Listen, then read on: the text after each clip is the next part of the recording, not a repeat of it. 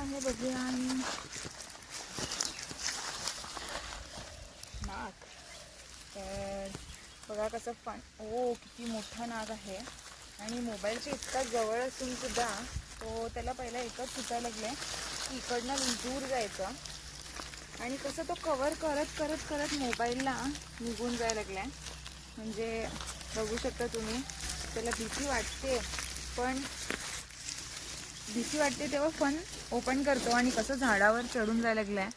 Wow, किती मस्त, किती वरती वरती चाललाय तो.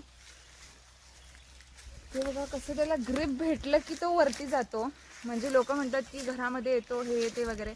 ग्रिप कुठं पण भेटू दे सापाला, तो निघून जातो वरती. ते बघा किती वरती चढलाय तो. ग्रिप भेटलं की वरती वरती वरती जातो. आणि कुठलं ट्री आहे बघा, बांबूचं ट्री आहे. आणि किती वरती गेलाय तो साप. कसं वाटलं, मस्त वाटलं की नाही. पूर्ण वरतीच गेला तो. तर कसं क्विक सोडल्या एक सेकंड पण लागला नाही त्याला, किती वरती जाऊन पोचला तो.